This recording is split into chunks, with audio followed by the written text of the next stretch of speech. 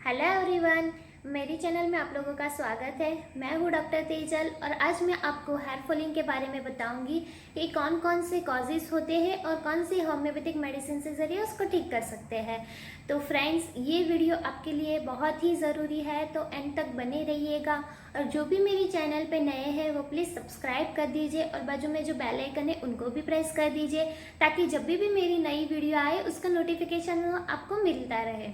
तो चलिए हम शुरू करते हैं हेयर फॉलिंग के बारे में। हेयर फॉलिंग यानी कि बालों का झड़ना। हमारा जो स्कैल्प रहता है, सर रहता है, उसके अंदर 10 लाख से लेके 15 लाख तक के हेयर फॉलिकल्स रहते हैं। हमारा जो हेयर रूट्स रहता है उसके अंदर एक हेयर रहता है। अगर उसकी क्वालिटी और क्वांटिटी अच्छी रहेगी तो उसमें 2 से 4 तक के भी हेयर रहते हैं। हमारा जो एक हेयर रहता है उसकी लाइफ स्पैन 2 साल से लेके 3 साल तक की रहती है। 2 साल से लेके 3 साल के बाद उसको झड़ना है, यानी कि फॉल होना है, वो नॉर्मल कंडीशन से। अभी पर डे में हमारा कितना हेयरफॉल होना चाहिए, तो इनके हिसाब से हमारा फॉलिकल के हिसाब से हमारा पर डे को 50 से लेके 100 तक के हेयरफॉल होने चाहिए, वो नॉर्मल कंडीशन से। ठीक है, तो अभी मैं आपको कॉजेस के बारे में बताती हूँ, पर मैं पहले ये बता देती हूँ कि आपको कौन से कंडीशंस में देखना है कि आपको हेयरफॉल हो रहा है, या कौन से कंडीशंस में आपको बताना है कि आपकी हेयरफॉल हो रहा है। तो फ्रेंड्स, अगर आपका पर डे का 50 से लेके 100 तक के हेयरफॉल हो रहे हैं तो वो नॉर्मल कंडीशंस है। अगर आप ये कंडीशंस को बोलेंगे कि आपके हेयरफॉल हो रहे हैं तो ये गलत बात है, क्योंकि उसका लाइफ स्पैन खत्म हो गया है, इसलिए वो वहाँ से फॉल हो गया है। और वो फॉल जहाँ से जो फॉल हो गया है तो वो जगह पे नया आना शुरू हो जाएगा। पर अभी कौन से कंडीशंस में आपको बोलना है कि आपके हेयर फॉल हो रहे हैं, तो जो फॉल हो गए हैं वहाँ पे नए ग्रो नहीं हो पा रहे हैं, तो वो जगह पे बाल्ड एरिया दिखना शुरू हो गया है, आपका स्कैल्प दिखना शुरू हो जाएगा।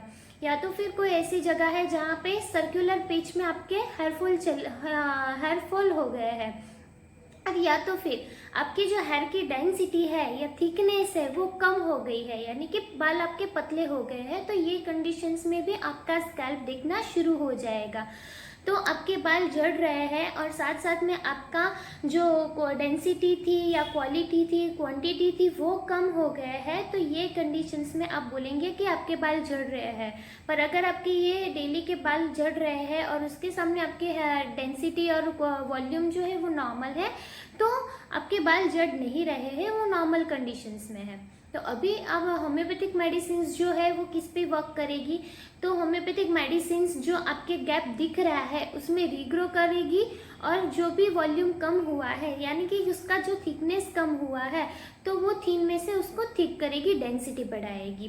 पर होम्योपैथिक मेडिसिन लेने के बाद भी अगर आपके हेयरफॉल हो रहे हैं 50 से 100 100, तो वो नॉर्मल है, क्योंकि उसके लाइफ स्पैन खत्म हो गया, इसलिए वो झड़ रहे हैं, और वो तो नॉर्मल कंडीशन है, वो झड़ेगा ही आप मेडिसिन लेने के बाद भी। तो चलिए मैं आपको कॉजेस के बारे में बताती हूँ। तो फर्स्ट कॉजेस है हेरिडिटरी हेयर लॉस। अगर हमारे मदर की साइड से या पापा की साइड से हेयरफॉल है तो वो हमारे में भी होगा। मेल में आप देखेंगे तो उसका ये साइड से जाना शुरू हो जाएगा, तो ये जो टेम्पोरल साइड से है, ये साइड से उनका जाएगा, और या तो फिर क्राउन से जाना शुरू हो जाएगा, तो ये कंडीशंस को हम मेल पैटर्न बाल्डनेस कहेंगे। और फीमेल्स में तो उनका जो हमारी हेयर लाइन है वहाँ से उसका पीछे जाना शुरू हो जाएगा, मीन्स जो फ्रंटल लाइन है वो पीछे जाना शुरू हो जाएगी, तो इनको हम फीमेल पैटर्न बाल्डनेस बोलेंगे। सेकेंड कॉजेज जो है वो हार्मोनल इम्बैलेंस है, वो मेल में भी होता है और फीमेल में भी होता है। और फीमेल में कौन से कंडीशन में होता है, या तो फिर अगर वो प्रेगनेंसी के स्टेज में है, या आफ्टर डिलीवरी हो गई है उसके बाद उसके हेयरफॉल हो रहे हैं, या तो लैक्टेशन स्टेज में है, या मेनोपॉज में है, या उसको पीसीओडी की कंप्लेन है, और या तो फिर थायराइड की। अगर ये स्टेज में रहेगी तो उनके हार्मोनल इम्बैलेंस के होने से उनका हेयर फॉलिंग हो जाएगा। थर्ड मोस्ट इम्पोर्टेंट कॉजेज है कि विटामिन डेफिशिएंसी। अगर हमारी बॉडी में आयरन और विटामिन डी की डेफिशिएंसी रहेगी तो उसके वजह से भी हेयरफॉल होगा, क्योंकि हमारे जो हेयर फॉलिकल्स को न्यूट्रिशन मिलना चाहिए वो नहीं मिल रहा है, उसकी वजह से हमारा जो है वो हेयरफॉल हो जाएगा। फोर्थ कॉजेज है कि स्कैल्प इन्फेक्शंस। अगर सोरियासिस है या तो फिर आपको एक्जिमा है या रिंगवॉर्म है, तो ये कंडीशंस में हमारे स्कैल्प में इन्फेक्शंस होता है, तो वो इन्फेक्शंस के वजह से हमारे हेयर फॉलिकल्स जो रहते हैं उसको अफेक्ट्स होता है, तो ये कंडीशन में भी हमारे हेयर फॉल होंगे। दोस्तों अगर आपको समझ में नहीं आ रहा है तो साइड में मैं पिक्चर लगा देती हूँ, तो आप देख लीजिएगा और आपको शायद समझ में आ जाएगा। फिफ्थ कॉजेज है auto immune diseases. Auto immune diseases यानी कि हमारे ही एंटीबॉडी जो है वो हमारे साथ फाइट करती है, हमारे फॉलिकल्स को अफेक्ट्स करती है। तो ये कंडीशंस में क्या रहेगा, कोई एक सर्कुलर पेज में आपका जो है वो वहाँ से बाल चला जाएगा और ये पार्ट ऐसा प्लेन जैसे चिकना जैसा हो जाएगा। यहाँ पे मैंने पिक्चर लगा दी है, आप देख लीजिएगा। तो इसको हम एलोपेशिया भी कहेंगे। फिफ्थ कॉजेज है, अगर आप कोई मेडिकेशंस ले रहे हैं तो मेडिसिन की भी साइड इफेक्ट से हमारा हेयर फॉल होता है। जैसे कि कीमोथेरापी की ड्रग्स ले रहे हैं या आर्थराइटिस की है या गाउट्स की भी, हाई बीपी की या तो हार्ट्स की, तो ये कंडीशंस में मेडिसिन के साइड इफेक्ट्स से हमारा जो है वो हेयर फॉल हो जाएगा।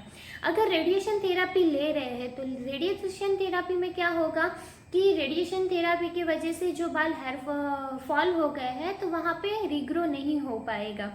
अगर आपका ट्रॉमेटिक इंजरी हुआ है, अगर कोई जगह पे आपको लगा हुआ है तो वहाँ पे हमारे हेयर फॉलिकल्स को अफेक्ट होगा, वो परमानेंट डैमेज हो जाएंगे वहाँ पे और स्कैरिंग प्रोड्यूस हो जाएगा, तो वो इतने पार्ट में हमारे हेयर नहीं ग्रो हो पाएंगे। या तो फिर स्ट्रेस की कंडीशन है या फिजिकल और मेंटली शॉक में हो, जैसे कि हमारे घर पे किसी का डेथ हो गया है तो उसके वजह से हम थोड़ा डिप्रेशन में या स्ट्रेस में सफ़र हो रहे हैं, तो ये कंडीशंस में भी हमारा हेयर फॉल होगा। कभी कभार गर्ल्स को ज़्यादा टाइट हेयर स्टाइल लेने की आदत है, जैसे कि वो पूरा खींच के यहाँ पे पूरा ऊपर की साइड पे पोनी टेल लेते हैं, तो वो कंडीशंस में उसका जो फ्रंटल है वो पीछे जाना शुरू हो जाएगा। कभी कभार ओवर यूज़ इलेक्ट्रॉनिक, जैसे कि हम ड्रायर यूज़ करते हैं या स्ट्रेटनिंग के लिए यूज़ करते हैं, तो उसके वजह से हमारे हेयर फॉलिकल्स को अफेक्ट्स होता है। कोई अगर सडनली वेट लॉस कर देते हैं तो उसमें भी जो है वो हेयर फॉलिकल्स होने को शुरू हो जाता है।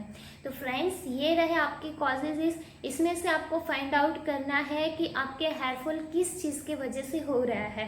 अभी मैं यहाँ पे कोई मेडिकेशंस आपको बता रही हूँ, मेडिसिन के सिम्टम्स बता रही हूँ, उसमें से आपको जो भी सिम्टम्स मैच हो रहा है वो मेडिसिन आप ले सकते हैं, तो आपके हेयर जो है वो रिग्रो होना शुरू हो जाएगा और उसका डेंसिटी भी अच्छी हो जाएगी। तो चलिए हम देखते हैं होम्योपैथिक मेडिसिन के बारे में। तो फर्स्ट मेडिसिन है हमारी एसिड फ्लोर मेडिसिन। अगर आपको कोई डिजीज कंडीशंस के बाद या फीवर के बाद, जैसे कि आपको टाइफाइड हुआ था या मलेरिया हुआ था, अगर उसके बाद से आपका हेयर फॉल शुरू हुआ है तो आप एसिड फ्लोर मेडिकेशंस 30 पोटेंसी में ले सकते हैं दिन में 3 बार। सेकेंड मेडिसिन है हमारी फॉस्फोरस।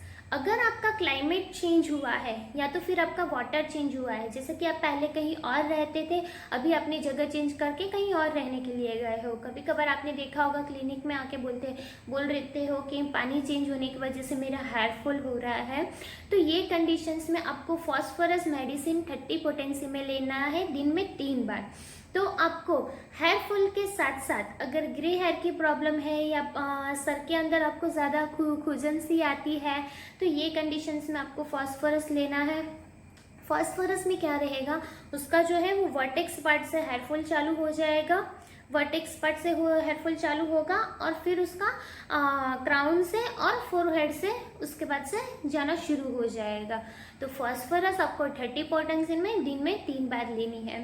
थर्ड मेडिकेशंस आएगी हमारी लाइकोपोडियम। अगर आपकी ग्रे हेयर है, साथ में आपका हेयर फॉल हो रहा है और आपको गैस्ट्रिक डिस्टर्बेंस है, जैसे कि आपको कॉन्स्टिपेशंस है या तो गैस की प्रॉब्लम है, तो ये कंडीशंस में आपको लाइकोपोडियम 30 दिन में 3 बार लेनी है। फोर्थ मेडिसिन हमारी है विनका माइनर। विनका माइनर में क्या रहेगा, तो हमारे सर के अंदर छोटे छोटे इरप्शंस रहते हैं, इरप्शन के अंदर से थोड़ा सा स्टिकी डिस्चार्ज होता है, तो वो स्टिकी डिस्चार्ज की वजह से हमारे जो हेयर रहते हैं वो एक दूसरे के साथ चिपक जाते हैं। तो और साथ में कोई एक जगह पे आपके हेयर फॉल हो गए हैं, कोई बाल पेच के अंदर, और वहाँ पे जो है वो ब्लैक की जगह पे बाल सफ़ेद आना शुरू हो गए हैं, तो वो कंडीशन में आप विनका माइनर यूज़ कर सकते हो। विनका माइनर 30 आपको दिन में 3 बार लेनी है। फिफ्थ मेडिसिन है कि अगर आप आफ्टर डिलीवरी के बाद से आपका हेयर फॉल होना शुरू हुआ है और आप साथ में एनीमिक हो, तो वो कंडीशन में आप नेट्रोम्यूर 30 भी ले सकते हैं और पल्सेटिला 30 भी ले सकते हैं। आपको दिन में 3 बार लेना है। अगर आपका बॉडी में से ब्लड लॉस हो रहा है, कोई भी बॉडी में से ब्लड लॉस हो रहा है, कोई भी कंडीशंस हो, या चाहे नोज ब्लीड का हो, या प्रोफ्यूज मेंसिस का हो, या ब्लीडिंग पाइल्स का हो, अगर आपका ब्लड लॉस हुआ है उसके बाद से आपका हेयर फॉल शुरू हुआ है, तो वो कंडीशन में आप सिंकोना ऑफिसिनालिस 30 ले सकते हैं। और साथ में आपका डाइजेस्टिव जो सिस्टम का पावर रहता है वो वीक है, डाइजेशन आपका वीक है, तो ये कंडीशन में आप सिंकोना ऑफिसिनालिस 30 ले सकते हैं। अगर आपको स्किन में अगर आपका स्कैल्प में इन्फेक्शंस हुआ है और ज़्यादा खुजली सी आती है, पसीना हो गया है, पसीना होता है, और थोड़े से आप चब्बी हो, मोटे से हो, तो ये कंडीशंस अगर रहेगी तो आपको उसमें कैलकेरिया कप 30 दिन में 3 बार लेनी है। अभी सोरानम की बात आएगी। सोरानम 200। तो अगर आपको स्कैल्प में एक्जिमा है या कोई भी स्कैल्प इन्फेक्शंस है और उसमें से डिस्चार्ज होता है, वो डिस्चार्ज थोड़ा सा बैड स्मेल आएगा, डिस्चार्ज और बैड स्मेल्स आएगा और स्टिकी रहेगा, तो हमारे जो हेयर है वो एक दूसरे के साथ चिपक जाएगा। और ये पेशेंट रहेगा तो ये इनको गर्मी के सीज़न में भी कवर करने की ज़रूरत पड़ेगी। उसको कुछ भी वो हैट पहन सकता है, मफलर या स्वेटर, उसको कवर करने की ज़रूरत रहती है। तो ये कंडीशंस में आप 200 पोटेंसी में सोरानम ले सकते हैं। सोरानम वैसे भी अगर इन्फेक्शंस की कंडीशन रहेगी तो आप ले सकते हैं 200 मॉर्निंग में। विस्पेडन 200 पोटेंसी में आपको लेना है। वो हेयर फॉल को बहुत ही अच्छे से रिग्रो करती है और जो आपके हेयर रहते हैं उसको डार्क भी मीन्स के बहुत ही काले और घने बनाती है। तो विस्पेडन आपको 200 पोटेंसी में दिन में 2 बार लेनी है। तो फ्रेंड्स, यहाँ पे मैंने आपको कुछ मेडिकेशंस बता दी है, तो जो भी सिम्टम्स आपको मैच हो रहे हैं वो मेडिसिन ले सकते हैं। अगर आपको 2-3 मेडिसिन अगर मैच हो रही है तो 2-3 मेडिसिन का कॉम्बिनेशंस करके भी आप ये मेडिसिन यूज़ कर सकते हो। और अगर आप ऐसे बोलते हो क्लिनिक में जाके या कहीं पे भी कि आपके हेयर फॉल हो रहे हैं, या तो आप खुद जानते हो हेयर फॉल के बारे में, आप ट्रीटमेंट लेते होंगे पर आपके हेयर फॉल जा नहीं रहे हैं क्योंकि आप हेयर फॉल को ट्रीट कर रहे हो, आप उसके कॉजेज़ को ट्रीट नहीं कर रहे हो। तो जो भी मैंने कॉजेज़ बताए हैं, अगर आप इसको ठीक करेंगे तो आपके हेयर फॉल अपने आप चले जाएंगे। आप हेयर फॉल को ट्रीट ना करके आप उसका जो एग्जिस्टिंग कॉज है जिसकी वजह से हेयर फॉल हो रहा है उसे ठीक कीजिए, तो आपका हेयर फॉल डेफिनेटली चला जाएगा। और जो भी मेडिसिन बताई है इसमें रीग्रो होगा और आपकी जो भी हेयर की थिकनेस है उसको बढ़ाएगा, मीन्स उसका डेंसिटी और वो डेंसिटी बढ़ाएगा और रीग्रो करेगा। तो आपका जो स्कैल्प भी दिखना शुरू हो गया होगा या एलोपेशिया की कंडीशंस रहेगी, तो इसमें डेफिनेटली होम्योपैथिक जो है वो वर्क करता है। तो फ्रेंड्स, आप बताएं मेरा वीडियो आपको कैसा लगा। अगर मेरा वीडियो आपको पसंद आए तो आपके फैमिली में जिसका भी हेयर फॉल हो रहा है उनको ये मेरा वीडियो सेंड कर दीजिए, ताकि उनको भी पता चले कि वो कौन सी कंडीशंस में हेयर फॉल बोल रहे हैं और कौन से कॉजेज़ की वजह से उनके हेयर फॉल हो रहे हैं, तो वो शायद ट्रिक कर पाएंगे। तो हो सके उतना मेरे वीडियो को शेयर कर दीजिए। मेरा नेक्स्ट वीडियो में आपको हेयर ऑयल के बारे में बताऊंगी, वो देखना ना भूलिएगा।